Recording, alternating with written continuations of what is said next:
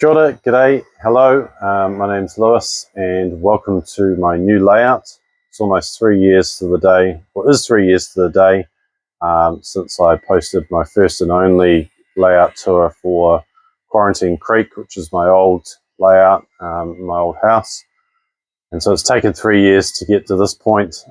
As you can see, the layout's still very much a work in progress. It's, basically only really in the last couple of weeks I've actually got the full loop down, being able to use it and run trains for the first time in quite a while, at least in loops. The reason for that is because, as some of you know, I run a company called 3'6" Models, and a lot of my time's taken up with either doing 3D prints or sorting out orders or building things for customers, etc. So what little modeling time I have, I do put into getting this layout going, and so it's taken 3 years to get to this point. If you're watching this and wondering where some of your orders are, don't worry. If you listen carefully, you can actually hear the 3D printers running in the background, and there's a wash and cure machine going too, so if you hear a light humming noise, that's what that is. But your orders are underway, I promise. I'm not working on them just because I'm making this video. Stuff's still happening in the background. It's the beauty of 3D printing. So this layout, like my old one, is HON 3.5. So it's HO scale, so 1 to 87th. So those of you know HO, it's the most popular scale in the world, definitely in the United States. But it actually represents standard gauge. And so when you've got HO gauge track, that actually represents standard gauge, 4'8". Here's some I prepared earlier. Now this is actually 3D printed sleepers, 3'6" models, of course. 16.5 millimeter gauge, which is your standard gauge when you're doing your normal HO. In the UK, they use 00, which is 1 to 76. There's a whole story about why they do that. I won't bore you with it, but basically, same gauge track. And so you end up with people, which really annoys me, as some of you know, putting OOHO on things when they can't be OOHO. 00 is track gauge, like HO, 16.5 mil. If you're doing narrow gauge, as we have in New Zealand, 3'6". It's big in Queensland. It's probably the nearest one. That's the next biggest narrow gauge system to us here in New Zealand, but also in Tasmania, as a lot of us know. And you'll see the DQ running around in the layout in a minute. Obviously, that's a eventual Tasmanian re-import. South Australia and Western Australia also have some narrow gauge, but standard gauge, of course, has become the standard gauge, as it turns out, across Australia, apart from Queensland, where their state system is very much still 3'6". So hence the name of the company, 3'6". And so, in New Zealand, we're 3'6". The more popular scale for modelling New Zealand model railways, though, is SN 3.5. So that's S scale, which is 1 to 64. With 16.5 mil gauge track, which is the same as HO. So if you weren't confused before, I probably confused you even more, but basically with this layout, I'm building it to HO scale, but with 12 millimeter gauge track, which is narrower than what most people would use if they're doing HO scale, to represent New Zealand's railways. So the thing I like about HO, and part of the reason why I ended up with it, is that you can get a lot of different accessories, buildings, and all the rest of it. You'll see as I sort of show you around quite a few commercially available kits that I've assembled over the years in HO. Because it's all 1 to 87th and standardized, it's quite easy to pick up a fairly big range of buildings and so on. Shipping containers, a whole bunch of details that you either have to make yourself in other scales or just not otherwise available. I did used to do NZ120. You can see just behind me, just here, there's an NZ120 module. So that's 1 to 120 scale, otherwise known as TT, particularly popular in Europe, especially in Germany. but also now used by Hornby for their TT120 range. Yeah, the NZ120 stuff I really like doing because you could run really long trains, which is what I want to do because I model modern era, 1980s to 1990s. And you could have a lot of scenery. And I like the idea of trains running through scenery. I don't like the idea of big yards with lots of tracks going all over the place.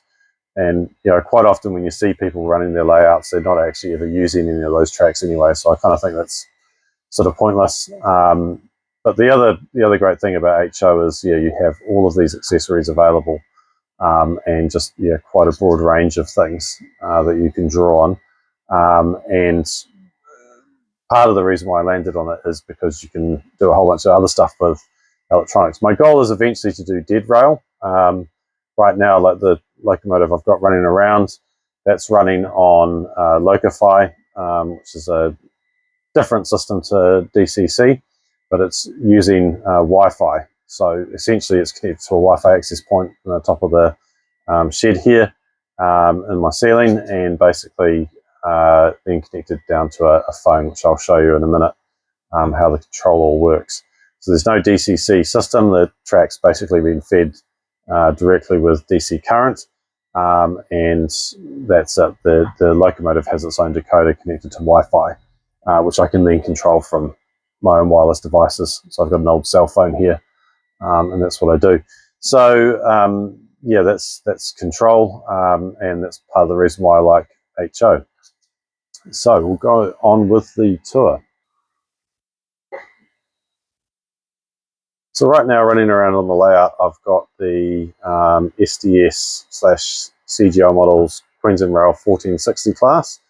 So I've 3D printed a replacement cab for, and a whole bunch of other parts which are actually not on the locomotive right now. The wagons all being pulled behind it are my own design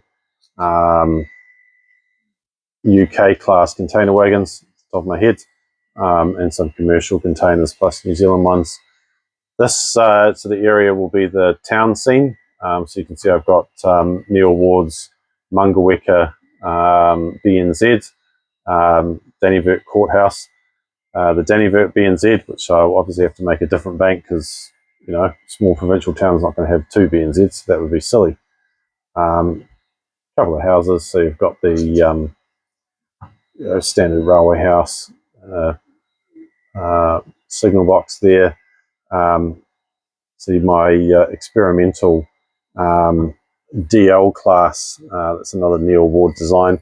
Some of you would have seen I posted a video a few weeks ago of the new chassis, which I've designed for that to go with the bogies, etc.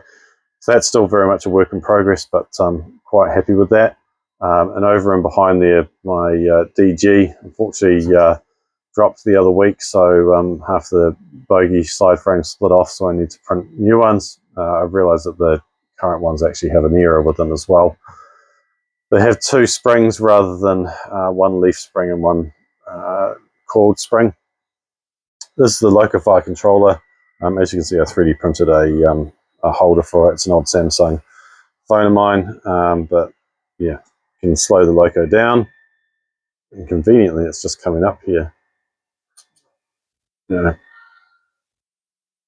a bell for some reason. Very American thing. You can reprogram the sounds in these, control the lights. The lights are not actually wired up yet, but control them. Yeah. So the loco down to a crawl, and then it stops. I can shut it down. But don't worry, we will restart.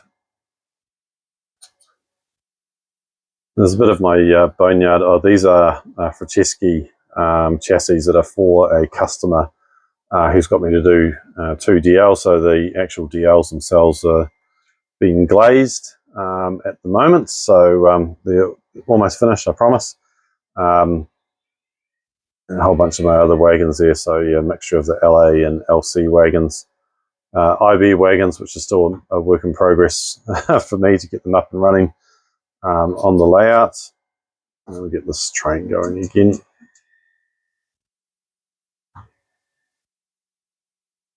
So off we go.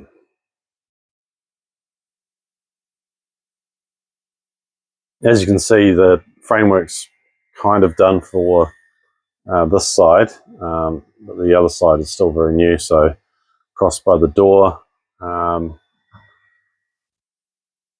past, these are my display cabinets. They're sold at Kmart as Lego display cabinets, but I've just taken out the Lego bases and basically made use of it. So I've got my DA, DC silver fern, which is in a state of disassembly at the moment, and the experimental AB, an actual HO scale, National Rail Australia HO scale NR class, and a whole bunch of wagons as well. Some of you would have seen those. Are still very much a work in progress as well. So we come along here. As you can see, I've got bus wires for the track feed, which is the red and black, and the accessories, which is the green and blue. So that'll power things like LEDs and so on. And locomotives just going along here. Part of the purpose of this layout really is to one, obviously to demonstrate what you can do with HO, but two, so it's a test bed for me for my models in HO. And that's the reason why I've got an S-bend here, a few inclines and declines. This area here I'm going to eventually, as you would see, put in the tall steel viaduct. So it's HO scale for microengineering. And that will be in this sort of area here. So that piece of wood basically will be chopped and then built out. The locomotive's coming around. You can see my 3D printers in use here. And more of my sort of waiting to be worked on yard projects that still need to be worked on. And then we're back into the main yard. I think I'm going to call this area Mahi Mahi because it's a lot of work. But also just because I like the name. I kind of don't want a whole heap of big yards and all the rest of it. I really don't see the point in having that. My goal is to run trains through scenery, and that's the idea behind what I'm trying to achieve. So yeah, that's the layout so far. Very much a work in progress still, and I'll be posting more updates soon. So thanks for watching. Like and subscribe.